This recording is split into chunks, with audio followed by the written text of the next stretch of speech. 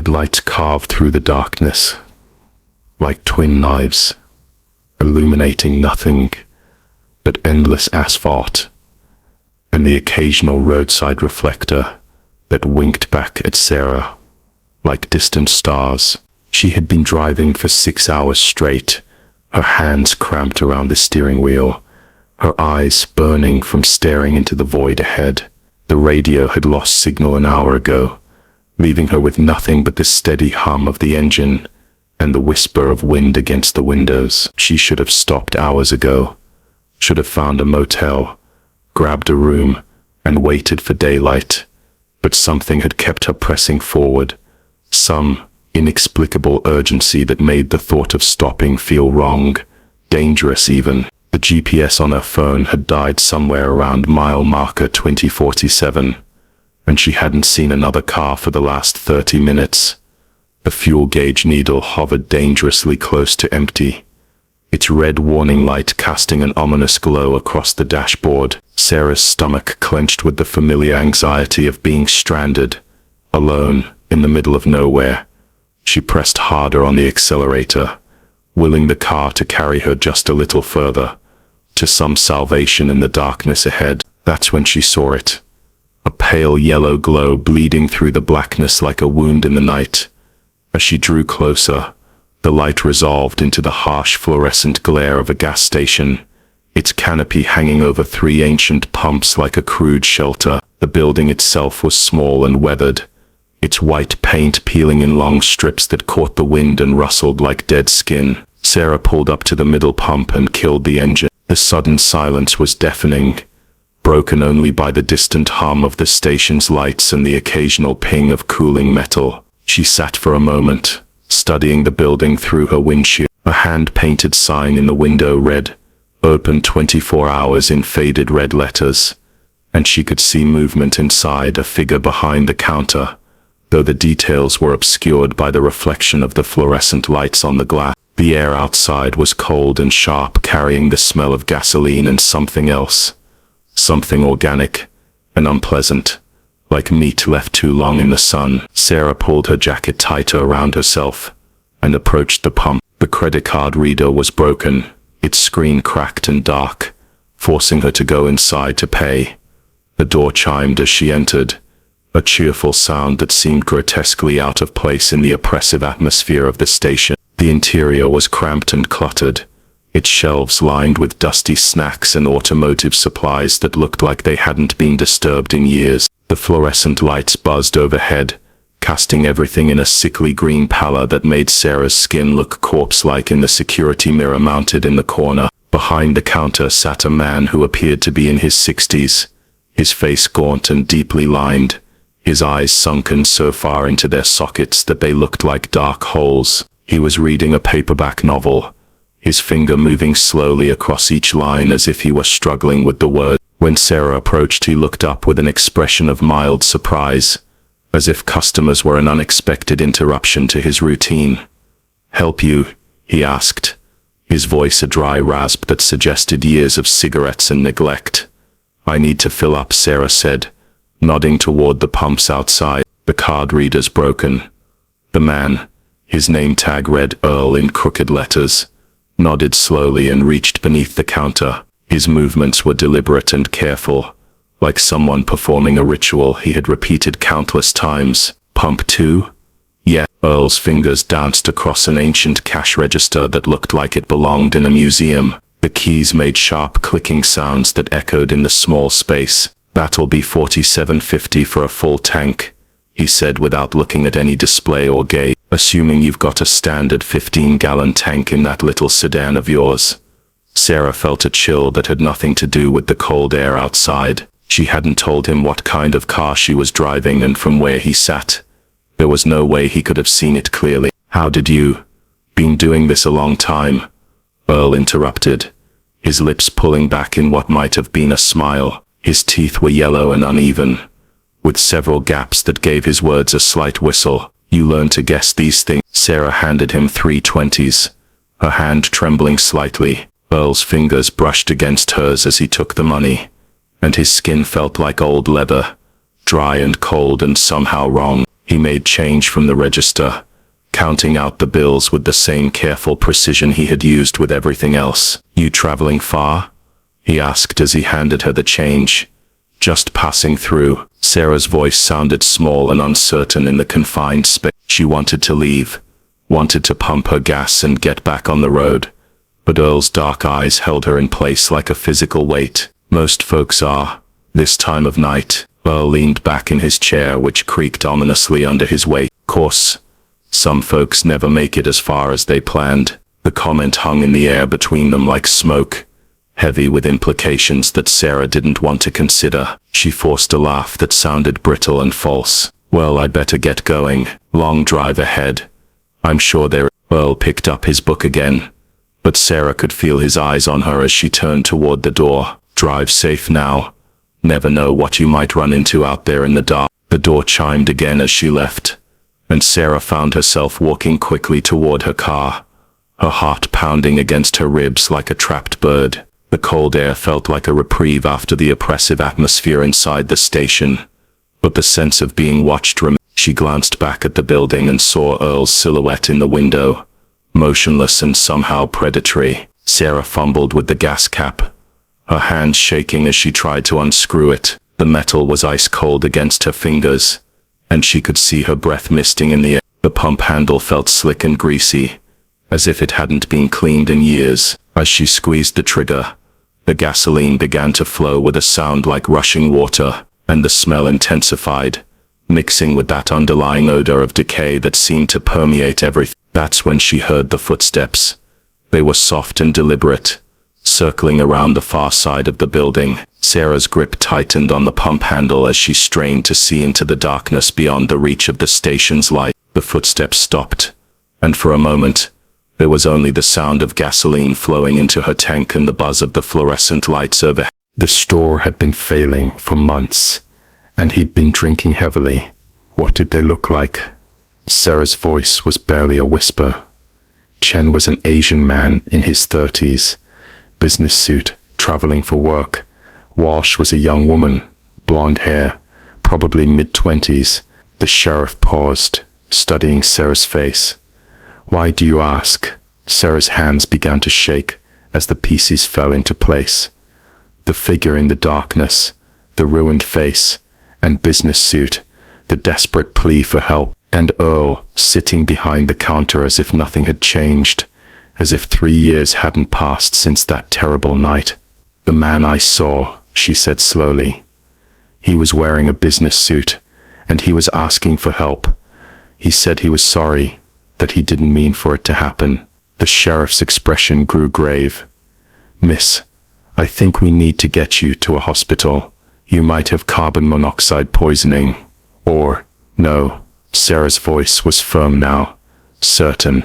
"I know what I saw, and I think I know why I saw it." She reached into a purse and pulled out the change Earl had given her. 2 crumpled bills and some coins. Under the harsh fluorescent lights of the gas station, she could see what she had missed in the dim interior of the abandoned store. The bills were old, their design dating back several years, but more importantly, they were stained with something dark that looked suspiciously like dried blood. The sheriff took the money from her trembling hands and examined it closely. His face went pale as he recognized what he was seeing. "Where exactly did you get this?" "Earl gave it to me as change." He counted it out from an old cash register, very carefully, like he had done it 1,000 times before. The sheriff was already reaching for his radio. "This is Unit 7. I need backup at the old Hutchins station on Highway and get me the county coroner. We may have a problem." As they waited for backup to arrive, Sarah sat in her car and tried to process what had happened. She had bought gas from a dead man, had been given change by someone who no longer existed, and she had encountered the spirit of Marcus Chen, one of Earl's victims, still trapped at the scene of his murder, still trying to understand what had happened to him. The sheriff's backup arrived within minutes. 2 patrol cars and an ambulance, their lights painting the night in rotating colors of red and blue. Sarah watched from a distance as they approached the old gas station, their flashlights cutting through the darkness. "Jesus Christ," she heard one of the officers say over the radio. "The front door's wide open. Looks like someone's been inside." Sarah's blood turned to ice. When she had left the station, she had seen Earl through the window, sitting behind the counter. If the building had been sealed for 3 years, if no one could get inside without breaking down the doors, the radio crackled again. "Sheriff, you need to see this. The cash register's open, and there's money missing from the drawer. Old bills covered in what looks like blood." Sarah closed her eyes and tried to steady her breathing. She understood now why she had felt that inexplicable urgency to keep driving, why the thought of stopping had felt dangerous. Something had been drawing her to that place, calling her to witness what had happened there. But why her? Why that night? The answer came to her as she watched the officers moving through the abandoned building with their flashlights. She pulled out her phone and checked the date. October 15th. 3 years ago today, Earl Hutchins had murdered Marcus Chen and Jennifer Walsh before taking his own life. On the anniversary of their deaths, the three of them had returned to replay that terrible night. Earl still behind his counter, still counting money and making small talk with customers who would never leave alive. Marcus, wandering in the darkness, trying to understand what had happened to him. And Jennifer. Sarah's heart stopped as she realized she hadn't seen Jennifer Walsh, the blonde woman in her 20s who had been one of Earl's victims. Where was her spirit on this anniversary night? The answer came in a flash of terrible understanding. Sarah looked at her reflection in the car window. Her blonde hair, her pale face, her wide eyes filled with terror. She was in her 20s, traveling alone, just passing through on her way to another destination. Jennifer Walsh hadn't appeared that night, because she was already there. Sarah was Jennifer Walsh. The memories came flooding back like a dam, bursting, stopping at the gas station 3 years ago. The same conversation with Earl, the same sense of unease, but in the real version, the one that had actually happened, Earl had followed her outside. She remembered the look in his eyes, the gun in his hand, the terrible pain in her chest as the bullets found their mark. She remembered dying in the gravel beside her car, her blood mixing with spilled gasoline, as Earl stood over her, muttering about how he was sorry, how he hadn't meant for any of it to happen. She remembered watching from above as he went back inside and shot Marcus Chen, who had been hiding behind the snack rack, and then Earl had put the gun to his own head and joined them in death. For 3 years, Sarah had been trapped in this loop, replaying the night of her murder over and over again. But tonight was different. Tonight she had remembered. Tonight she had seen the truth. The radio crackled one final time. "Sheriff, we found something else. There's a car out back, hidden behind the building. License plate matches a Jennifer Walsh, reported missing 3 years ago."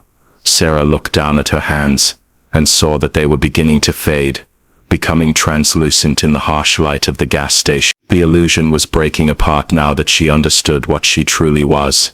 Soon, she would return to that place of endless repetition, waiting for the next anniversary, the next chance to remember. But at least now she knew, at least now she understood why Marcus had been pleading for help, why he had seemed so desperate and confused. He had been trapped, just as she was, reliving his death without understanding what had happened to him. As the first light of dawn began to creep across the horizon, Sarah felt herself fading completely. The last thing she saw was the sheriff standing beside her car, looking confused, as he stared at the empty driver's seat where she had been sitting just moments before. In her final moments of consciousness, Sarah heard Earl's voice echoing from the abandoned gas station, calling out to the darkness, "Drive safe now. Never know what you might run into out there in the dark." And then there was only silence, and the endless wait for next year's anniversary, when the loop would begin again. Then she saw him. A figure emerged from the shadows at the edge of the light, moving with an odd shambling gait that suggested injury or illness. He was tall and thin, dressed in clothes that might have once been a business suit but were now stained and torn. His face was hidden in shadow, but Sarah could see that his head was tilted at an unnatural angle, as if his neck were broken. The man, if he was a man, stopped about 20 feet away and stood perfectly still, his body swaying slightly like a tree in a gentle breeze. Sarah's breath caught in her throat as she realized he was watching her, though she couldn't see his eyes in the darkness. "Excuse me," she called out, trying to keep her voice steady. "Do you need help?" The figure didn't respond. Instead, he began to move again, taking slow, measured steps that brought him closer to the circle of light where Sarah stood. As he approached, she could see more details that made her stomach clench with fear. His clothes were indeed a business suit, but it was torn and dirty, as if he had been wearing it for weeks. His skin, what she could see of it, was pale and waxy, with dark veins visible beneath the surface. But it was his movement that truly terrified her. Each step was wrong somehow, as if he were learning to walk with limbs that no longer belonged to him. His arms hung loose at his sides, swaying with each step, and his head remained tilted at that impossible angle. The gas pump clicked off, indicating that her tank was full, but Sarah barely noticed. She was transfixed by the approaching figure, unable to move or look away. When he reached the edge of the light, he stopped again and slowly raised his head. Sarah's scream died in her throat. The man's face was a ruin of torn flesh and exposed bone. One eye socket was empty, while the other held an eye that had gone completely white. His jaw hung open at an unnatural angle, revealing teeth that were broken and black. But worst of all was the expression on what remained of his features, a look of terrible hunger and desperate need. "Please," the thing said, its voice a wet, bubbling sound that barely resembled human speech. "Please help me." Sarah's paralysis broke like a snapping wire. She yanked the pump handle from her car and slammed the gas cap closed, not caring that gasoline splashed across her hands and clothes. The figure took another step toward her, raising one arm in what might have been a pleading gesture. "I'm sorry," it continued, its ruined voice growing more desperate. "I'm so sorry. I didn't mean for this to happen." Sarah threw herself into the driver's seat and jammed the key into the ignition. The engine turned over once, twice, then caught with a roar that seemed deafeningly loud in the silent night. She threw the car into drive and pressed the accelerator to the floor, sending gravel spraying behind her as she fled from the gas station. In her rearview mirror, she could see the figure standing in the wash of her taillights, still and silent once again. But as she watched, he began to wave a slow, mechanical gesture that continued until the distance and darkness swallowed him complete. Sarah drove for another hour before she allowed herself to slow down, her heart still hammering against her chest, and her hands slick with sweat on the steering wheel. She tried to rationalize what she had seen, to convince herself that it had been some kind of elaborate prank, or that her exhaustion had caused her to hallucinate. But the memory of that ruined face remained vivid and terrifying, burned into her mind like a bright. When she finally saw another gas station, this one bright and modern, with clean pumps and a cheerful attendant who looked perfectly normal, she pulled in and sat in her car for several minutes, just breathing and trying to calm her nerves. The attendant, a young woman with short blonde hair, eventually came out to check on her. "You okay, honey?" the woman asked, her voice warm with genuine concern. "You look like you've seen a ghost." Sarah managed a weak laugh. "Something like that. I stopped at this place about an hour back, and there was this man." She trailed off, realizing how insane her story would sound. The attendant's expression grew serious. "What did this place look like?" "Old white building. 3 pumps." "Yes." Sarah's stomach dropped. "You know it." "I know it." The woman glanced around nervously, as if she were worried about being overheard. "Listen, you need to call the police. Report what you saw." "The police? Why?" That station's been closed for 3 years, the attendant said quietly. Ever since the owner, Earl Hutchins, killed himself and 2 customers in some kind of psychotic break, shot them both, then turned the gun on himself. The place has been boarded up ever since. Sarah felt the world tilt sideways. That's impossible. I just bought gas there. I talked to Earl. He was reading a book. And ma'am, I'm telling you that place is empty. Has been for years. The county's been trying to decide what to do with it. But nobody wants to buy it after what happened. The attendant pulled out her phone. I'm calling the sheriff. You might have seen someone squatting there. Or worse. As the young woman dialed, Sarah's mind raced back to her encounter at the station. Earl's strange behavior, his knowledge of her car, his ominous warnings about the road ahead, and the figure in the darkness, that ruined, desperate thing that had begged for her help. The sheriff arrived 20 minutes later, a middle-aged man, with kind eyes and a patient manner, who listened to Sarah's story without interruption. When she finished, he was quiet for a long moment, studying her face in the harsh light of the station. Miss, I'm going to drive out to that old place and take a look around, he said finally. But I have to tell you, what you're describing, it doesn't make sense. That building's been sealed up tight, and I check on it regularly. Nobody could get inside without breaking down the doors or windows. I'm telling you what I saw, Sarah insisted. Earl Hutchins was behind the counter. He sold me gas. He took my money. The sheriff nodded patiently. I understand, and I believe you saw something that frightened you. But Earl Hutchins has been dead for 3 years. I was the one who found his body, along with those 2 poor customers. Sarah felt a chill deeper than the cold night air. What were their names? The sheriff consulted a small notebook. The victims were identified as Marcus Chen and Jennifer Walsh. Both were traveling alone, just passing through on their way to other destinations. According to the investigation, Earl had been suffering from some kind of mental breakdown, paranoid delusions, talking to people who weren't there.